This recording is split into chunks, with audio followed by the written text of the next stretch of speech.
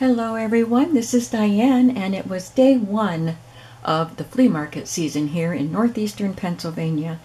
In my county, just a couple of days ago, they relaxed the restrictions, so we went from code red to code yellow. So we still have some restrictions, but I was able to go to an outdoor flea market this morning. There weren't very many vendors there, and when I first got there, I thought I wasn't going to be able to find anything because it was just, I don't know, 8 maybe men with their tables, and no ladies, which is where I usually would find lace and fabrics and things like that. But just, at a cursory glance at the tables, I thought, oh, they don't look like they have anything. But when I went around and got closer, the last 2 tables, I actually found some stuff. So I'm going to show them to you. I'll go through this one last because it'll take a little more time. But I got all of this for $8 from one vendor. He didn't have any prices, and I was a little nervous about, because some of these things are pretty cool, and I would put them back if he was going to charge too much. But he didn't, so yay, I got all this cool stuff. So first of all is this really beat up box of cards, the famous automobile card game Touring from Parker Brothers, and it's very bad. I might be able to, I can use that. Maybe some of these, we'll see if I can get in. No, they're in bad shape. So I don't know how old this game is. I've never seen the game. I've heard of it, but I've never seen it. But they are really cool. They have these old-fashioned cards on them.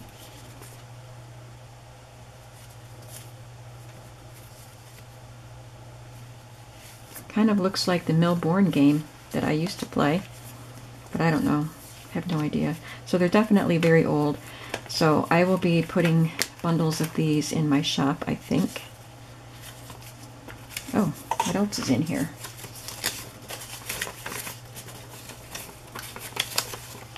Oh, the number of cards. But who knows, that was in such bad shape that more cards might have fallen out, but it doesn't really matter to me.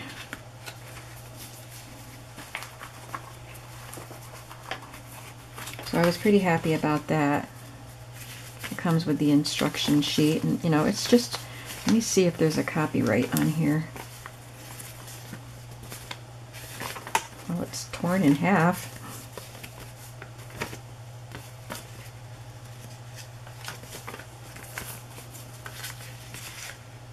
Well, even the instruction sheet is in pretty bad shape. Here we go. No, I don't see anything with copyright, at least at first glance. But you can tell it's old. And I thought they were cool.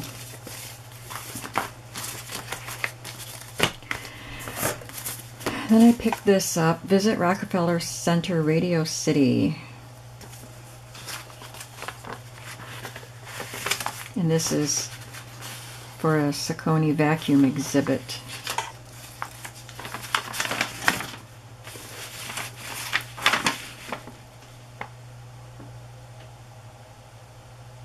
Interesting.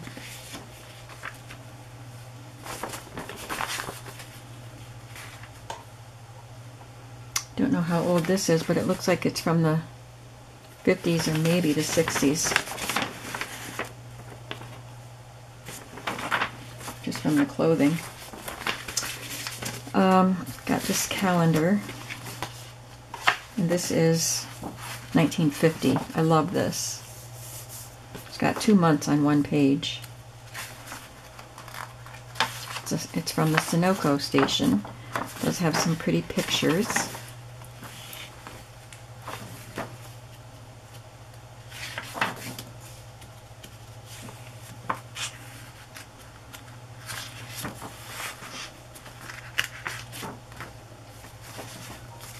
And I picked up this calendar. Oh, that's the same one. This little calendar.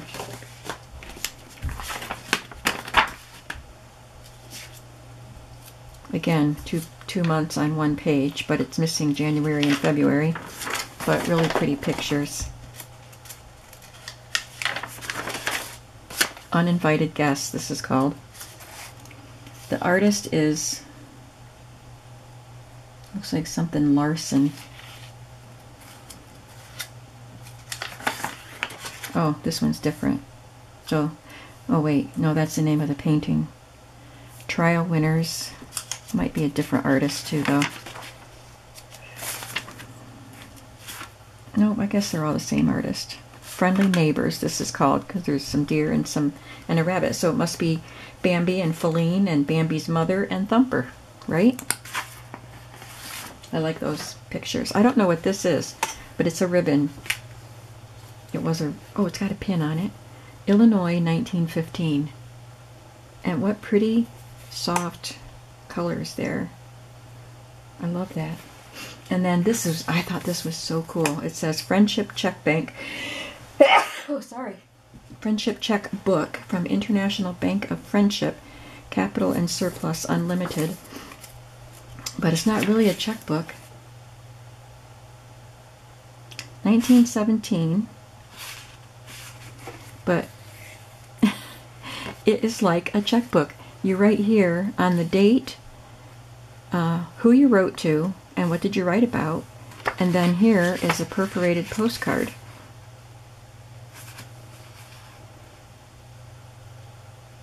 When you have mailed the 12 checks in the checkbook, you will be at least 12 times richer than you were before. Because it's a friendship checkbook. Isn't that cool? Oh my goodness. And each one is different.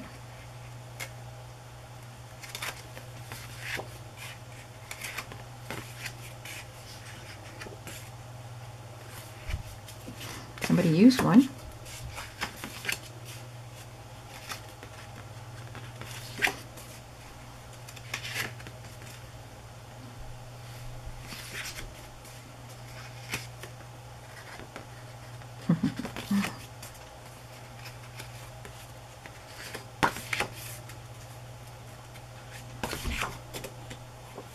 So I thought this was really neat. I've never seen anything like that before, and I love it when I can find things that I've never seen before. Then there was this box, and it's postcards, and the little tag in there says $1 each. I would not pay $1 each for postcards. I like to get mine in a bunch so that I get a better price. But on the side here it said $25. So I asked him if it was $25 for the whole box, and he said, well, it's not supposed to be, but that's my mistake for sticking that there. He said it was meant for something else. But he was very good-natured about it. He said, you've bought from me before, so you just go ahead. So it's 100 and, not counting these. I didn't count these top few, but 135 postcards. And I got him for $25 instead of $135. I don't think he would have gotten $1 a postcard for some of them, especially these. But there's nothing wrong with them. They're great postcards, but I'm happy with all of them. But anyway, I don't feel like I cheated him out of anything. I mean, he was very happy to give them to me. In the bunch were these more modern New York City postcards. So I don't count them because they're not the really vintage ones that I like, but they're nice postcards. I don't know how old they are, but they're obviously not extremely old. But I do like them. So let's just quickly look at the postcards. At the bottom of the pile I found this envelope, which I really like the envelope. And I was hoping that it did have the photo corners in it because I could use them in journals, but it didn't have the photo corners. But it did have some photos. And one photo corner, silver one. And a negative. Looks like a mother. Oh, maybe it's a man and a woman. So there's that. And then some blurry little photos just of landscape, cityscape, whatever. And then there's this really nice one of a lady. And a couple more of these. So, you know, it's not a treasure in there, but I like the envelope. I like this picture. The film, the negative is pretty cool. And I got one photo corner. But that was just a bonus, in addition to the 135 postcards. So I won't flip through every single postcard, but I wanted to give you some highlights. As I'm flipping through, I kept seeing this, Kathleen Mavourneen. I don't know how to pronounce it, but it's an Irish song, I guess, or poem. And so as I'm kind of separating things, I realize that it says 1, 2, and 3. So they must be 3 stanzas of the poem. So that's pretty cool. And they were addressed to someone in Shunk, Pennsylvania. But there's no date. Doesn't look like they were actually mailed. Then there were also scattered throughout, and I grouped them all together, were these postcards that look like they represent agriculture workers and a couple of animal, like rural animal workers. So here we have cabbage harvesting in the Rio Grande, and these were used. This one is dated 1973. Oh goodness. Okay, I forgot flea markets make me sneeze. Picking oranges at Highlands, California. Drying chili peppers. This one is 1912, so these are not being set at the same time. So this one is newer. That's from the 70s. This one doesn't have a date. But this one is from 1912. Harvesting sugarcane in the Florida Everglades. This one looks like oranges or some kind of citrus. Maybe it's apples. Maybe it says on the back. Oh, there's 2 in here. Aha, so that's 136 postcards. Citrus. This is 1976, and this one is dates. Now, I never saw dates growing on a tree like that. I mean, I did not know how they grew, but look at the big clumps of dates. Grape scene near Fredonia, New York. This one looks older, definitely is older.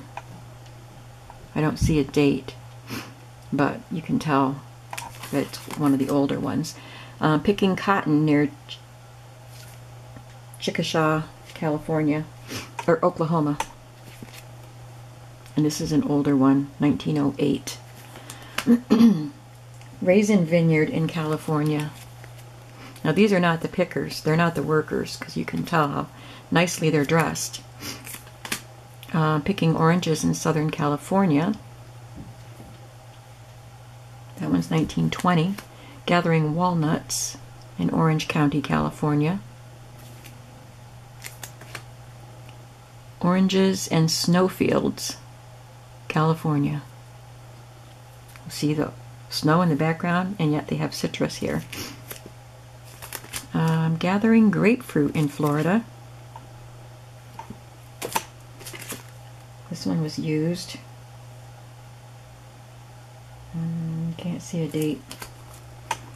Apple orchard in the famous fruit-growing Kittitas Valley, Washington.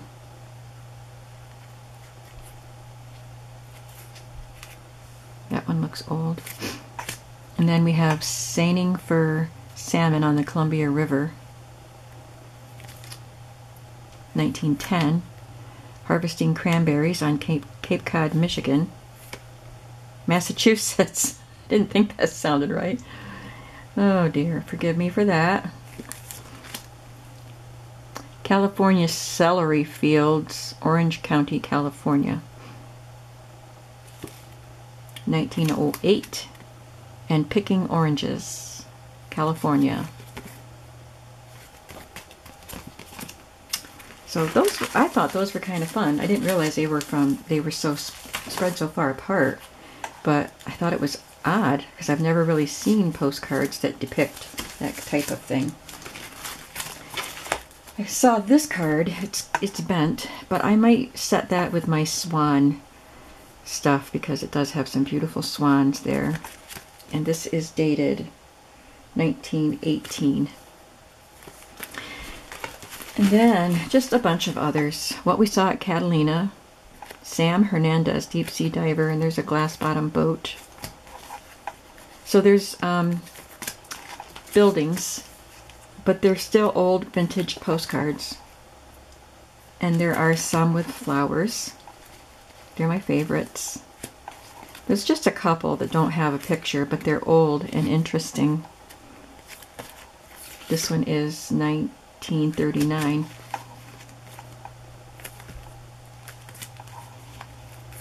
Towanda, Pennsylvania. This is French Asylum. It's pretty close to me, Susquehanna River, but they were building this place for Marie Antoinette during the Revolution, the French Revolution, and she was going to be coming here to be protected from the French people that were killing the royalty. But she was beheaded before she ever got here, obviously, so. But that's why it's called French Asylum, because it was her asylum. Countersport, New York. There's a lake. I like the ones that are, they're buildings, but they look like they're painted. And this one is Glenwood Mission. So there's the mission bell, it looks like. Greetings from Lindley, New York. Happy birthday. This one is one of those little booklet things, or accordion things, and it's all Washington, D.C.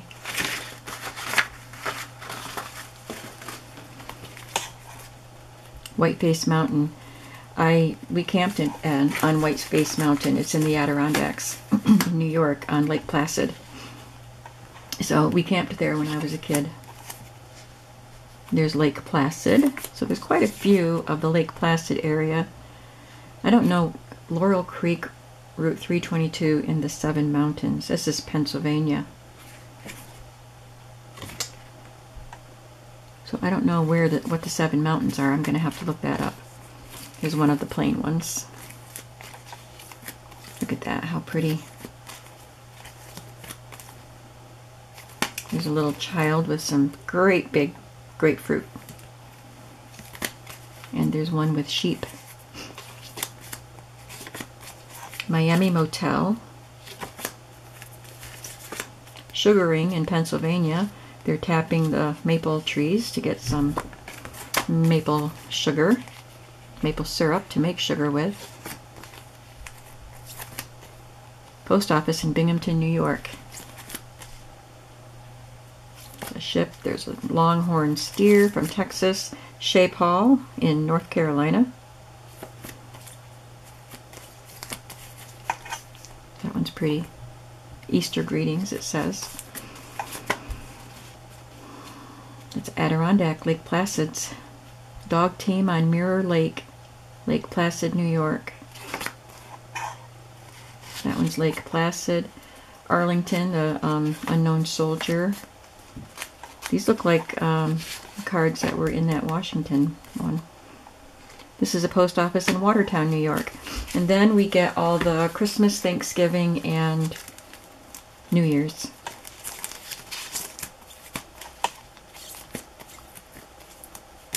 I bunched them together. Most of them are in the plastic sleeves too. This one is interesting. It's two back to back with this strange fringe. I'm not sure if I should keep it that way because I don't think there's any way to clean that fringe.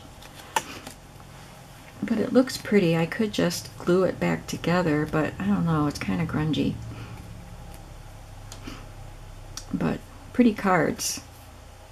And believe it or not, they're Christmas. It says, may you spend a happy Christmas. And this says, with this season's greetings. They don't look like Christmas pictures.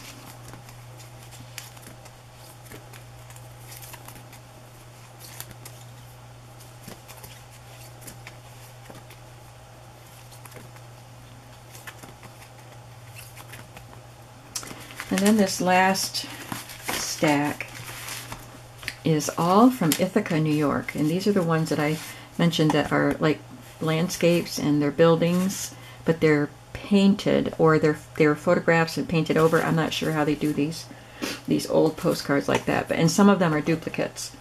But Ithaca, New York has a lot of waterfalls and gorges and stuff. So there's Ithaca Falls. Cornell University is in Ithaca. So there's Cornell, Barton Hall. There's another one of the halls in the college, and there are duplicates of many of these. Bailey Hall, there's quite a few of that one in here. Campus in Cayuga Lake. So we've had picnics on Cayuga Lake many times, and canoeing and stuff on the lake. Baker Laboratory, there's quite a few of that one too. So you get the idea. These are all things. There's a quadrangle and library tower. So these are all from Cornell University. But I love these postcards, and I thought it was a good deal. And I will be putting some in the shop at the earliest opportunity. So, because I decided that I love going to the flea markets and finding fun things to bring home, but I don't have room to store stuff. I destashed a lot before I moved. I'm not going to start building up a stash again. I'm still trying to use my stuff so I can have less stuff.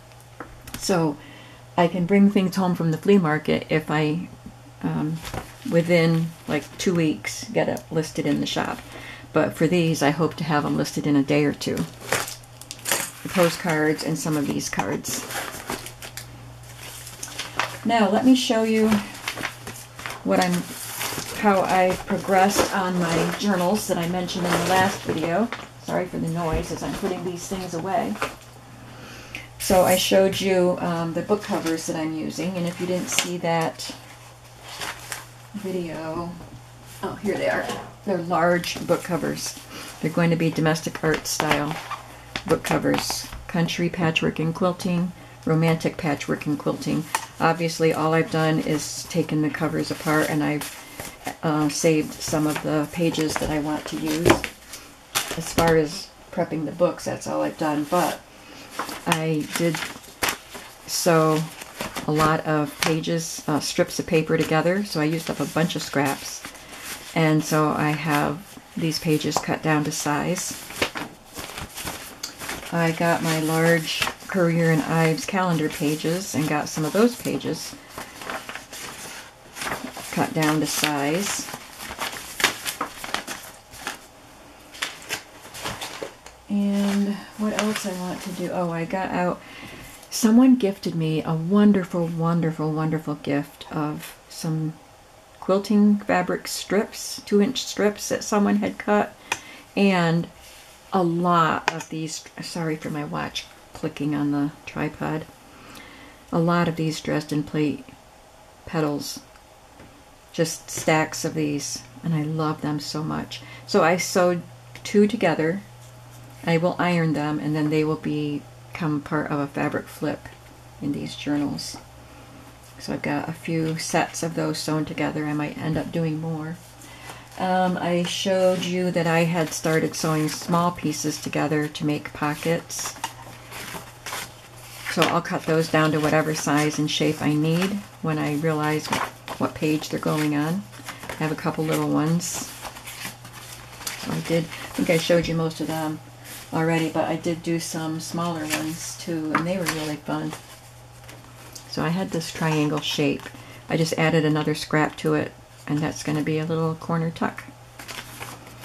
And these won't all be used in these books. I'm just using up some scraps.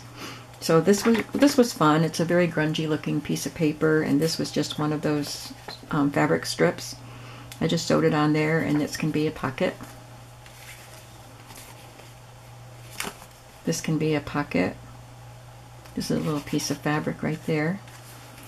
I love this strip of paper with the typewriters on it, and I finally used it. I gathered up a strip of the quilting fabric and just sewed it behind the typewriter. So that's going to be just a cute little addition. I love this scrap. I've had it for a long time. It's from one of my favorite paper pads from way back in the day. But I just sewed one of the Dresden plate petals onto it as a decoration, so it will probably be a side tuck on a journal somewhere. This, again, just another ruffled piece of fabric.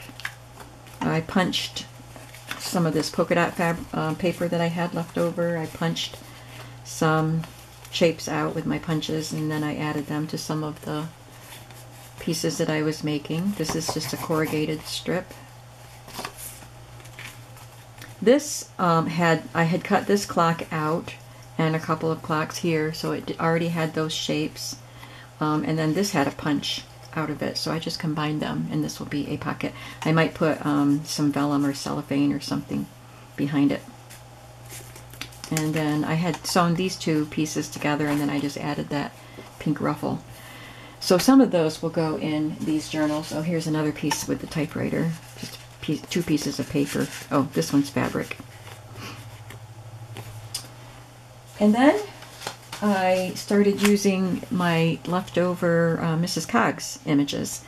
So I didn't make any fancy embellishments with these, because sometimes I like to make really nice tags with stenciling and laces and stuff. But I was just kind of whizzing through stuff yesterday, trying to make them just go through a pile of stuff. So I just had fun adding the Mrs. Coggs images to some scraps that I had. This happened to be a stack of papers that I had that someone had cut down to 6 by 4 size. And I just have this stack of papers. So I started using a few of those, and that's mulberry paper behind. This is from the kit, the Bohemians. So those images were black and white. So it was fun to add color to them. This is also the Bohemians. Just a couple scraps that I had in my scrap basket. This was a very bright piece, which I thought went well with the Bohemians.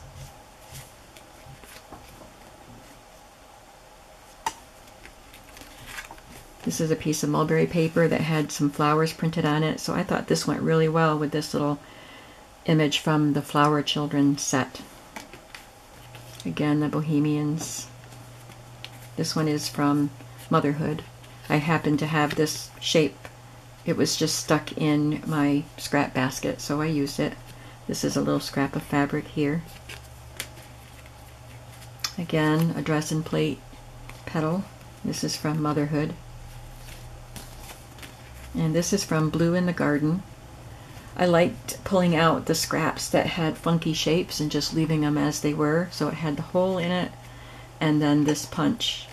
And I added this piece of selvage, which I thought the colors were great with it. So that's going to be a fun little pocket or a tuck spot. And then I had another corner from a scrapbook page, and I added this little girl. I just angled the corner off to match the angle of the piece, and then added a vintage fabric and another piece of that selvage. So that's what I did with scraps yesterday.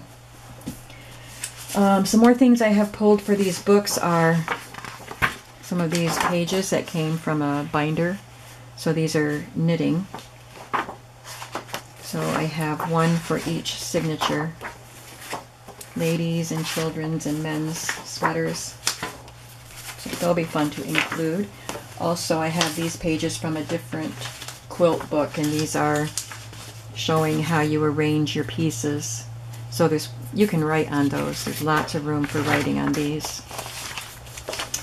I have some vellum grid paper. It's very light. Yeah, I think you can see that. They're big sheets.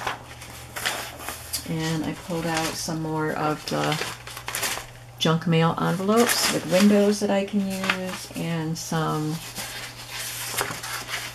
end papers, the fly leaves out of books that I've taken apart, and some large pages from a vintage magazine, Better Homes and Gardens 1959. I'm not sure how I will reinforce them to have them go in the book, but I wanted to use some of them because they're nice big pages. So that's what I have so far. So I'm going to keep cutting things down to size, and then see if I have enough pages for the signatures. I'll probably try to add some more plain paper, some lined paper or drawing paper or something. But I'm having fun so far, and I haven't even really started putting the books together. But now you see where I'm going. I've got my grandsons here today for the first time since we started quarantine. So I got to take Teddy with me to the flea market, and he was disappointed. He didn't find anything he wanted there, but I wasn't disappointed. So the boys are doing their schooling right now while I am talking to you. And I think I better go now and make sure they're doing okay and start cutting up some more of these papers. Thanks so much for watching, and I'll see you again soon. Bye-bye.